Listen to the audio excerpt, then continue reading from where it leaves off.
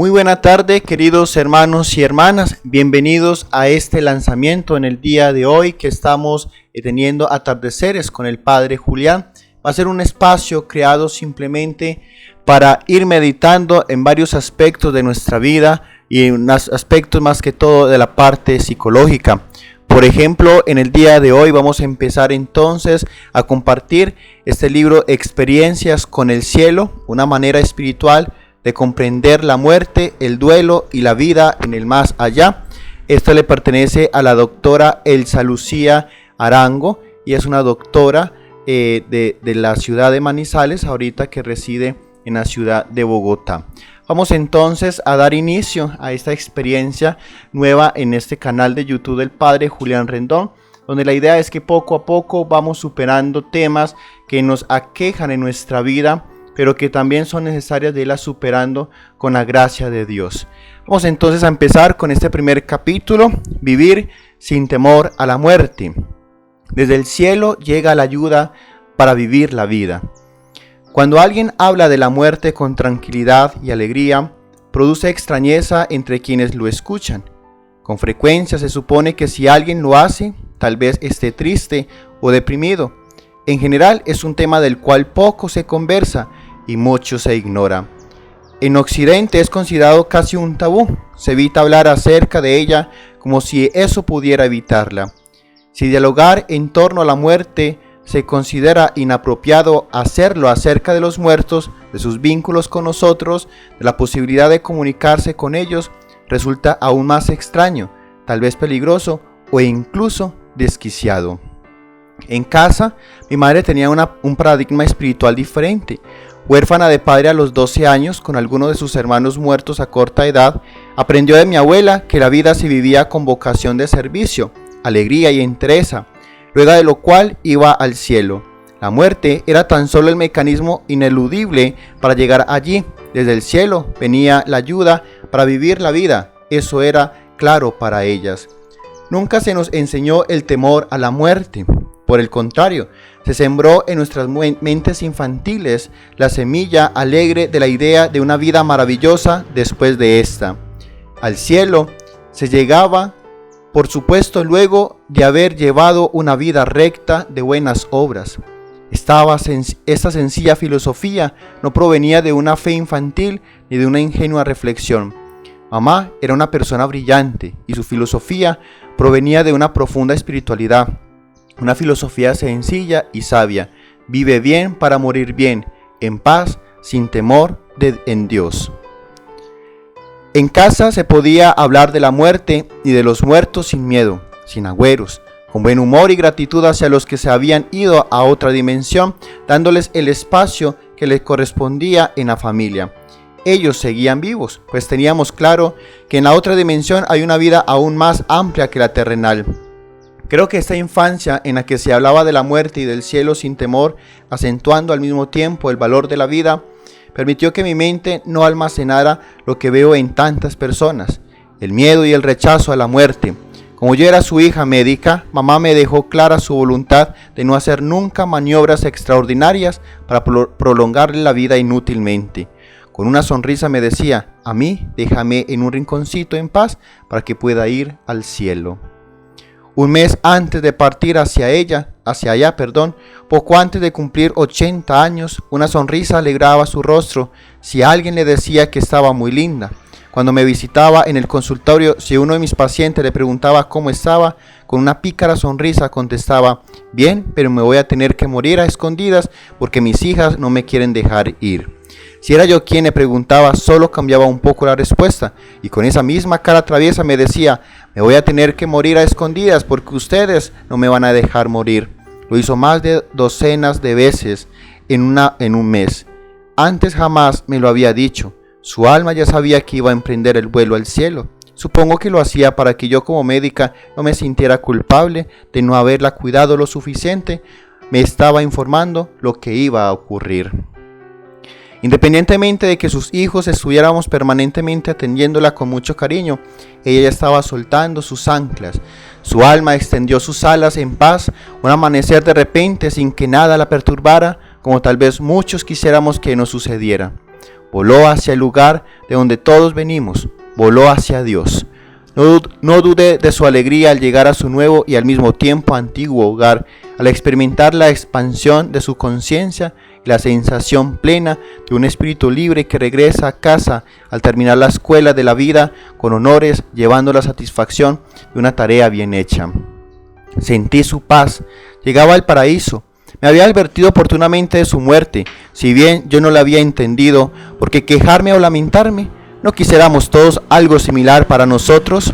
Regresar a casa sin temor a la muerte, sabiendo que no se rompen los vínculos con los que se aman, que no se abandona a nadie. Sabía que desde el cielo me llegaría su ayuda para vivir la vida, y me ha llegado en muchas formas.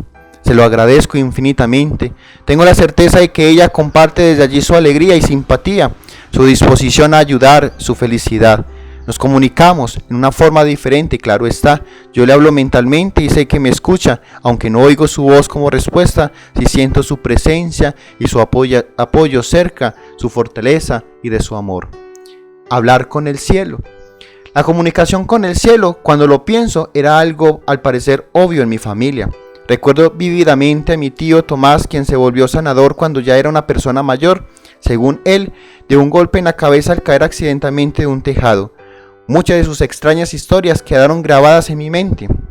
Cuando íbamos con mis hermanas a pasar vacaciones en la finca donde vivía, allí veíamos cómo atendía sin cobrar a decenas de personas, alrededor de 100 cada sábado y domingo, quienes se agrupaban en un gran jardín que se extendía al frente de la casa. En orden de llegada, esperaban por horas tranquilos a que Tomás los tratara cuando se llegase el turno. Él cerraba los ojos, tan solo unos segundos, haciendo lo que podríamos llamar un diagnóstico mental, durante el cual percibía qué era lo que tenía el consultante. Y luego, en un tiempo también corto, hacía la sanación correspondiente. Todo sin tocar al paciente, sin ni siquiera mover sus manos y a una distancia considerable. Tenía impresionantes dotes, clarividentes, y yo inicialmente como estudiante de medicina y luego como médica graduada, tuve la oportunidad de corroborar con exámenes clínicos durante los muchos años que en vacaciones fui a esa finca varios de los diagnósticos que Tomás lograba sin ninguna ayuda tecnológica. Según él, veía en su pantalla mental él o los órganos lesionados y luego los sanaba utilizando imágenes mentales. Decía que guías del cielo le ayudaban. Por ejemplo, era famoso por ayudar decenas de mujeres que no habían podido quedar embarazadas. Me explicaba que para que una mujer estéril pudiera quedar encinta, observaba si el problema radicaba en la presencia de quistes en el ovario o en una obstrucción de las trompas uterinas. En el primer caso, sencillamente imaginaba que rescataba los quistes como quien hace una cirugía. En el segundo, que aspiraba con una aspiradora mental el contenido que obstruía las trompas. Otras, según Tomás, tenían un desequilibrio en el hipotálamo, una estructura cerebral de enorme importancia en la producción de las hormonas necesarias para un embarazo, y allí también llegaba, con su mente y sus ayudantes invisibles, a sanar.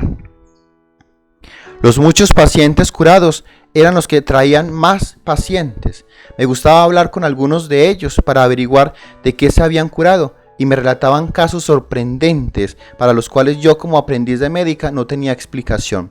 De hecho, nada de lo que ocurría con mi tío tenía una explicación científica. Por fortuna, el enfermo que llegaba allí no lo necesitaba. Tan solo quería curarse sin importar el método, y como no dolía, tanto mejor.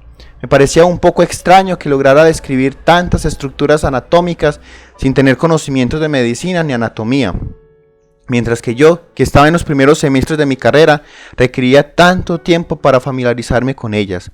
Le mostraba mis textos de anatomía y patología para que pudiera explicarme mejor lo que veía. Así, ya no decía que veía unas bolsitas que salían del colon, sino que el paciente tenía unos divertículos, los cuales reparaba como si se tratara de un neumático mental, para muchos parches. Cerraba estas bolsas y luego las extraía como quien hace una sofisticada cirugía. Al paciente le desaparecían los síntomas y naturalmente invitaba a sus amigos o parientes enfermos a visitar al curioso sanador. A Tomás también lo llamaban para que ayudara a las personas que habían fallecido en accidentes o por cualquier otro motivo. El siguiente es el relato de una de esas llamadas, de la cual fui testigo, y quedó profundamente grabada en mi memoria. Esto ocurrió cuando aún no habían entrado a estudiar medicina. Tendrían yo unos 17, 16 años. Sonó el teléfono de la finca y él contestó. Al colgar nos contó que un amigo lejano acababa de fallecer en un accidente de automóvil y la familia le pedía que acompañara al difunto, pues querían saber cómo estaba. Eso me pareció totalmente traído de los cabellos, pero como a Tomás podían pasarle toda clase de historias extrañas, lo observé en silencio. Cerró los ojos, los abrió unos minutos después, tomó de nuevo el teléfono y llamó a la persona que lo había contactado poco antes. Le explicó que el difunto, cuyo nombre no recuerdo y llamaré Javier, se encontraba bien, pero estaba preocupado por no haber dejado a mano el testamento y que para encontrarlo deberían seguir las siguientes instrucciones. Abrir un cajón específico de la oficina. Mi tío describió el cajón y el escritorio, en donde encontrarían unas llaves con las que deberían ir a la casa de Javier, buscar otro cajón en un closet determinado, abrirlo con dichas llaves y encontrar allí el testamento. No lo podía creer, que alguien recién fallecido diera estos detalles con tanta claridad y Tomás los comprendiera resultaba difícil de aceptar. Era como si tuvieran un teléfono y estuvieran hablando sin ningún problema. Ni siquiera vi triste a mi tío, decía que veía muy bien a la persona fallecida, le había ayudado con instrucciones para irse al cielo y así evitar que se quedara por ahí vagando o perdido en lo que algunos llamamos limbo. Pensé que en un rato los familiares llamarían a decir que no encontraban ni llaves, ni cajón, ni testamento. Por el contrario, para mi sorpresa, más tarde telefonearon muy agradecidos, habían encontrado todo tal cual les había dicho mi tío. Le pidieron además el favor de decirle a Javier que lo querían mucho y esperaban que estuviera en paz. Con eso tuve para estar impactada todas las vacaciones. Junto con mis hermanas le pedíamos a mi tío que nos contara historias similares y él respondía con anécdotas que a veces no resultaban inverosímiles, pero que algunos de los mayores corroboraban como ciertas. Unos 10 días después de ese episodio, temprano en la mañana, escuché que Tomás llamaba a alguien y le decía que en su meditación matinal se le había aparecido Javier diciéndole que por favor tuvieran cuidado con el agua. Mi tío no comprendió nada de este extraño y lacónico mensaje, pero igual llamó a los familiares para transmitirlo. Al terminar la llamada, mis hermanas y yo, sus curiosas sobrinas, le preguntamos qué era lo que había ocurrido con el agua. No contestó que los familiares tampoco habían comprendido, nos contestó que los familiares tampoco habían comprendido a qué se refería el mensaje. No obstante, pronto se aclaró la incógnita. A la mañana siguiente muy temprano sonó el teléfono. Eran los familiares de Javier para contar que el tanque del agua del edificio donde vivían su esposa e hija se habían roto inundando ambos apartamentos. ¿Cómo podía él saber que el tanque de agua se iba a romper y causar una inundación?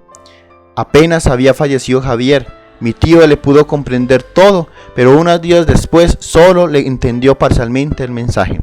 Es posible que 10 días después estuviera ya en otra dimensión y la comunicación por ello fuera menos clara. Todos en la familia, excepto Tomás, nos hacíamos esas preguntas, además de la obvia. ¿Es posible comunicarse con las personas fallecidas? De igual forma, mi tío tiene en su historial de sanador centenares de personas que han sido curadas allí donde los médicos clásicos fallaron. No es fácil encontrar una explicación lógica y por eso no puedo aclarar por qué algunas personas se comunican fácilmente con los habitantes del cielo, mientras que la gran mayoría no pueden hacerlo. Simplemente ocurre, es una realidad. Hay sanadores de la misma manera que hay personas que hablan con seres del cielo. El hecho de que no sepamos cómo ocurre no es motivo para negar su existencia. Tanto unos como otros han estado presentes desde las culturas más antiguas hasta hoy. Para mi gusto, esos misterios le dan un colorido a la vida. Hay aún tanto por descubrir, comprender y aprender en el universo, más allá de la ciencia y la tecnología. Los seres humanos tenemos muchos campos del saber por incursionar para lograr tener una humanidad más sana y feliz. Para investigar en esos campos se requiere de una mente curiosa, abierta, respetuosa y además silencio y humildad. Estas son igualmente algunas de las cualidades necesarias para comunicarse con nuestros seres queridos fallecidos. A ellas le sumo también el buen humor, sobre todo con uno mismo, al comenzar a ver y entender cosas en apariencia disparatadas. La comunicación con los visitantes del cielo puede ir desde una tan clara como la que lograba mi tío, hasta la percepción que tengo yo de sentir a mi madre con mucha alegría en su nuevo hogar. Para que esa comunicación exista se necesita disponibilidad mental.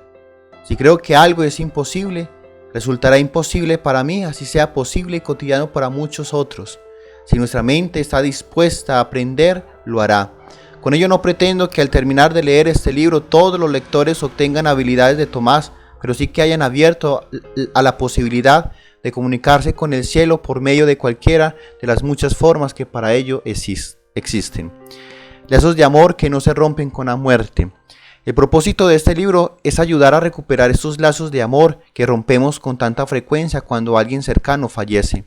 Hay muchas creencias sobre la muerte reflejadas en la sabiduría popular.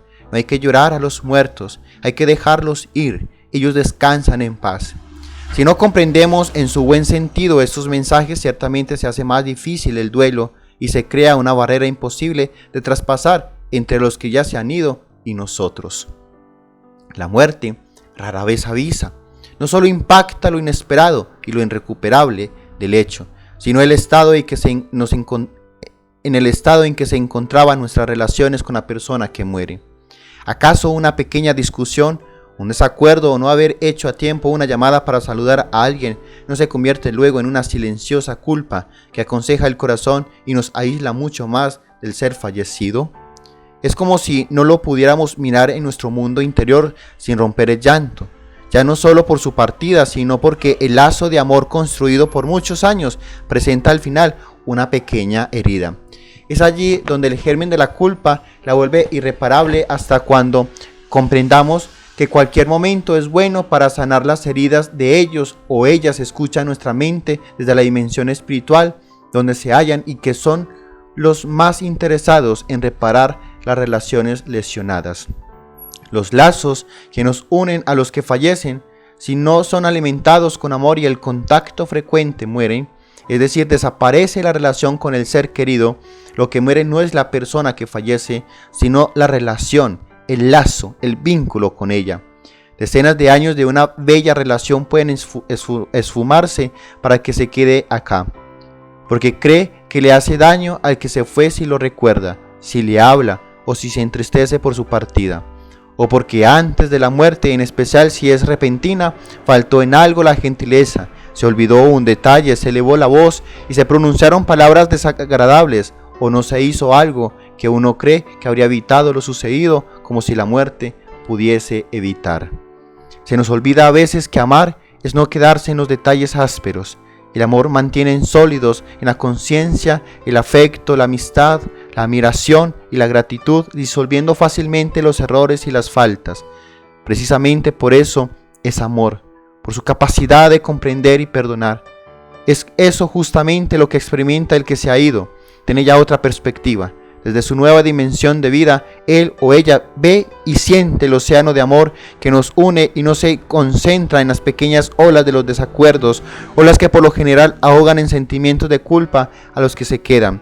Si comprendiéramos que la vida continúa luego de ocurrida la muerte del cuerpo físico y que la posibilidad de pedir perdón y ser perdonado no se cierra con ella, haríamos más amable el paso para el familiar o el amigo que fallece.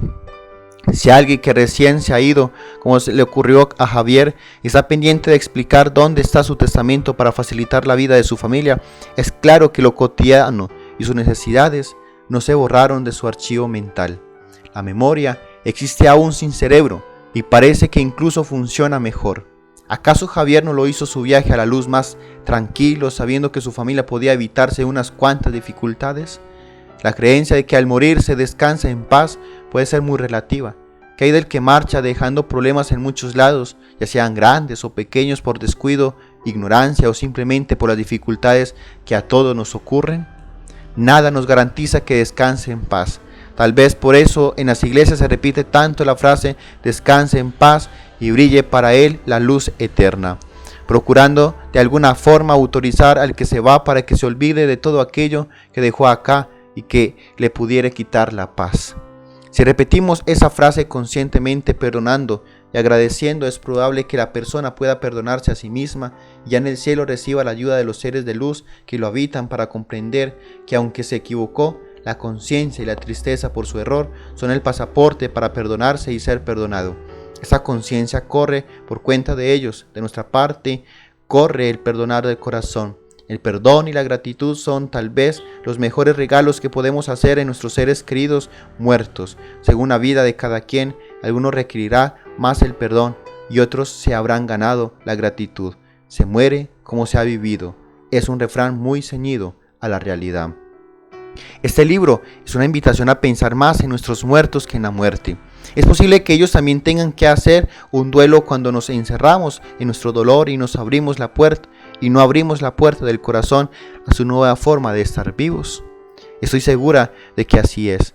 Al ayudarnos mutuamente a procesar la separación con la certeza de que continúan vivos en la dimensión del cielo, a donde nuestros mensajes de amor pueden llegar y desde donde nos llega su apoyo, gratitud y afecto, podemos tanto con ellos como nosotros estar en paz. No la paz de algo que está muerto e inmóvil, sino aquella que nos llena de esperanza, de bienestar, de aceptación y nos proporciona la capacidad para afrontar con amor tanto la vida como la muerte. Cuando una sociedad pueda respetar la vida en todos sus aspectos y hablar de la muerte y de sus muertes con amor y sin sufrimiento, seguramente logrará vivir en paz. Este libro trata sobre la capacidad para hablar de la muerte y de lo que ocurre con el que muere y viene de nuevo para ayudarnos. Trata de historias reales que me han ocurrido a mí y a personas cercanas y que les suceden a miles en el mundo. Espero que permitan ampliar la conciencia sobre cómo ayudar a nuestros muertos a hacer su transición y cómo ayudarnos a realizar el duelo, a vivir un poco mejor la vida para tener una buena muerte. La muerte no puede negarse, ocultarse ni deshacerse. Es el evento inevitable por excelencia. Lo que podemos transformar es la huella que deja en nosotros, lo que ella hace en nuestra vida. Queridos hermanos y hermanas, espero que les haya gustado este primer capítulo de Experiencias con el Cielo. Cada vez nos va a ir hablando cosas más íntimas para nosotros poder ir entendiendo el sentido verdaderamente de lo que es la muerte y lo que tenemos que hacer con aquellas personas que han muerto y han partido a la eternidad. Si es así, te espero entre 8 días, el próximo sábado, también a las 5 de la tarde, para que compartamos en este atardecer con el Padre Julián Rendón un momento de experiencia más íntima desde esa perspectiva que, si bien no es tan ortodoxa, pero también que nos puede dar esa paz que necesitamos en lo más profundo de nuestra mente y de nuestra psicología, para poder también ir aceptando la muerte en nuestras vidas con ese amor y no con sufrimiento. Dios los bendiga, les mando un fuerte abrazo, feliz fin de semana y recuerde todos los días ser felices porque Dios nos da todas las herramientas que necesitamos para hacerlos. Dios los bendiga hoy y siempre.